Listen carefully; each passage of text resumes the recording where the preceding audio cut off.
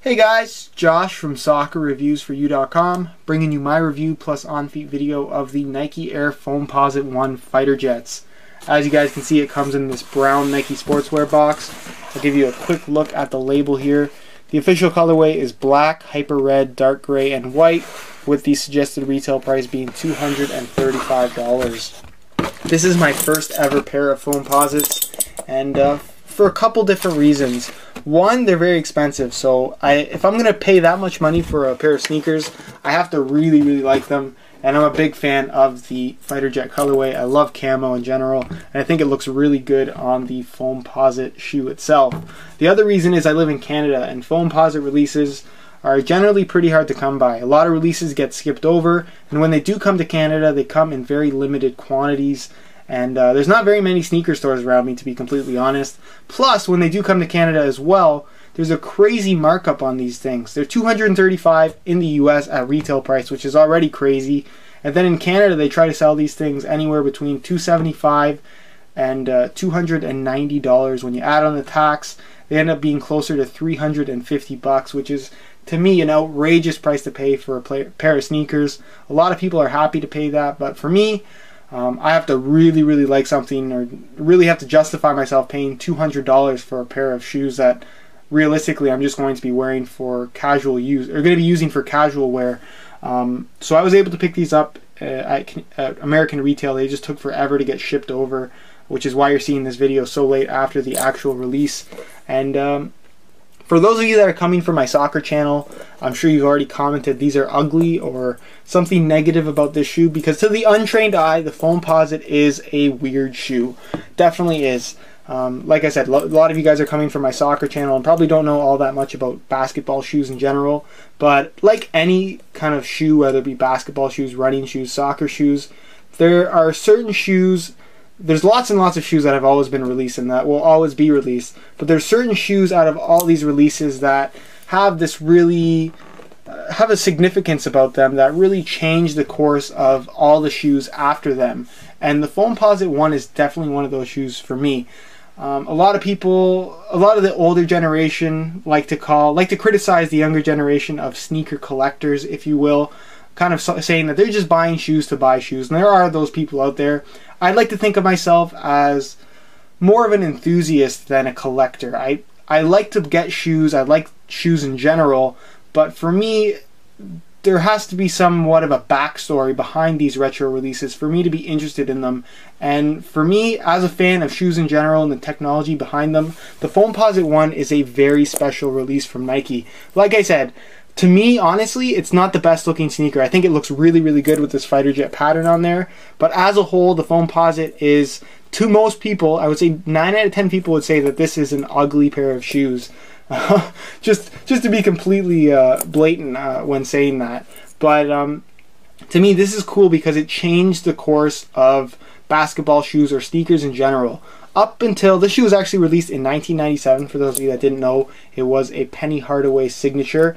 And up until then, pretty much all sneakers that were released were made out of natural materials, very few synthetics.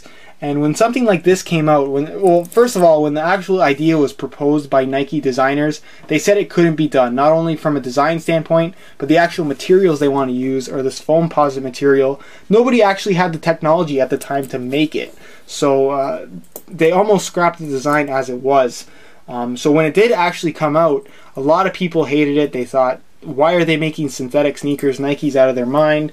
There's no reason to use a synthetic material when you have these perfectly good natural materials. People viewed synthetics as like an inferior material, and basically, if you look at shoes now, pretty much everything is a synthetic. Whether you look at basketball shoes, soccer shoes, running shoes, you're seeing very little natural materials, especially on basketball shoes. Especially if you look back to 1997, where, like I said, pretty much everything was there. Plus, when this shoe came out, it retailed at $180 back in 1997.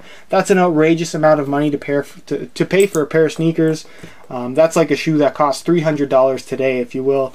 And like I said, it wasn't well received at all. It was also very expensive to make. Sorry for the mini history lesson there, but it was very expensive to make. The mold for just the right shoe, not the mold, the tool to make this shoe, costed $750 grand per tool. So if you imagine one tool to make one shoe per size, so you need 2 tools to make one shoe, one pair of shoes in one size. So if we do a size run between size 8 to size 13, that's 11 different sizes, which means you would have to have 22 different tools.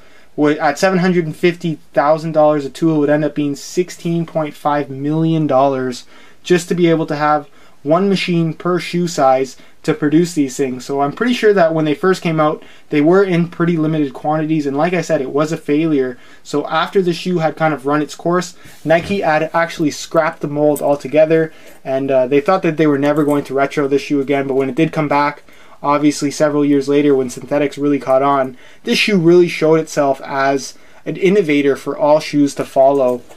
And Nike has always been an innovator when it comes to technology and their sports equipment. And the Foamposite 1, to me, really just signifies how modern and futuristic, or ahead of their time, Nike is and was, if you will. This is one of those shoes that I think if it never released in '97 and it released today in 2013, it would still be a modern shoe. And it's going to be a modern shoe for at least the next 20 years, in my opinion, just because it's so out there, it's so spacey. You've probably never seen anything like it if you've never seen basket. If you're not too familiar with the history of basketball shoes. As far as the fighter jet colorway goes, sorry again for the mini history lesson there, but I really am a big fan of the Foamposite concept. I think it's just a really cool idea by Nike, and for that reason I'm a big fan of this shoe. You have that Foamposite material running all throughout the upper, as you guys can see, with that camo pattern on there. It's a combination of that metallic silver, the dark gray, the black, and then the white, and it's actually kind of it's really well done on this shoe. Because of the Foamposite design, it's kind of like a blank canvas, and they can really paint whatever they want on there, and it really does look good with this camo pattern. It really does look cool, and it's actually a mirrored camo. Like, what I mean by that, it's not actually random. If you look at the outside of both of these two shoes, you can see that the pattern is actually pretty much identical on pretty much all parts of the shoe. If you look at the instep on both, the camo runs exactly the same way. It's not completely identical, but it's very, very close. And I was under the impression that it was going to be completely random camo all throughout. No two shoes were going to be the same, but they kind of use the same pattern on both the inside and outside pieces of the Foamposite material. You can see there's a seam right here at the heel, and that one piece wraps all the way around the side of the shoe and then cuts off at this one point at the toe. You can see there's this one little piece, and then again you have one piece there. It goes all the way through there, and then of course wraps right there. The Foamposite material itself is actually something that starts off as a liquid, and it kind of gets injected into this mold and cools off, and it's designed to actually mold to your foot. It's actually stiff from right out of the box, and it still remains stiff, but the inside actually, once you kind of use it a little bit and it kind of starts to heat up, it actually molds to your foot. And that was the idea or the concept behind the Foamposite, to have a custom fit, almost like a hockey skate would be nowadays, which is kind of unusual to me, and again, just part of the reason why this shoe was so ahead of its time. As far as what you're going to find on the laces here, on the sides of the laces, running up the sides, you're going to have that black nubuck material. Really does look nice. You have the mesh tongue with that strip of nubuck with the embroidered red line going all the way up the laces. You have the embroidered Nike swoosh right there. You have the one black and red penny logo at the top of the tongue in this little plastic piece. You have this one little loop with the red lightning bolt right there. Sorry for the voice crack. And then of course you have this danger sign right there. On the inside you have where it says no step. And then on the back you have a little pull tab again with that lightning bolt, and then another penny logo. The inside has like this little boot on there. The insole itself is actually red. I'm not sure if you guys are going to be able to see it. Then you actually have the US Air Force logo on the inside. Maybe you guys can see it, hopefully. And then if I look at the other shoe, it actually has a danger sign. It says danger ejection seat, which I think is kind of cool. And again, it's kind of just fits that fighter jet theme. If you look at the bottom of the shoe or peeking around the side, you have this carbon fiber shank, which is painted red. So you have half the carbon fiber is red with the other one just being completely bare. So you have that black and red checker pattern on there, which really does look good. It's a very thick layer of Well, it's not a thick layer of carbon fiber, but it looks really, really raw, really nice. And it's almost like it was handmade as opposed to just being machine made. So it's not actually perfect, which is something that I like about it. And you can see there's like this little layer of plastic that it actually sits on. And that spans pretty much the entire underside of the shoe, or at least through the midfoot anyways. You can see it peeking through the icy sole on here. Really is unique. The sole itself is pretty much all clear, translucent sole. And then you can kind of see all the internals on here. You have this red overlay with that herringbone pattern, and then of course you have the black penny logo right there. Just really unique how they built this shoe. Like I said, the design they thought was going to be impossible, not only because of the materials, but how the shoe came together. This shoe was actually required completely unique glues, completely unique midsole design, 5 times stronger than anything else before it. So really was revolutionary as far as advancing the technology used in basketball shoes and just shoes in general. Very cool how they did. They did include these dog tags as well, which I'm not sure I showed you guys yet. They are in metal. You have one that has the penny 1-cent logo. Then the other one actually has his name, his real name, Afrani Hardaway, his birth date, and then where he was born. And then of course it says Nike Foamposite 1. So they are metal. People are complaining about them not being that heavy, and they're not that heavy, but it's an extra that you wouldn't normally get with the shoes, so I'm not really complaining. That's pretty much it as far as the outside of the Foamposites go, as well as a mini history lesson to go along with it. And we'll move on to a quick on feet so you can get a better idea as to how these shoes look.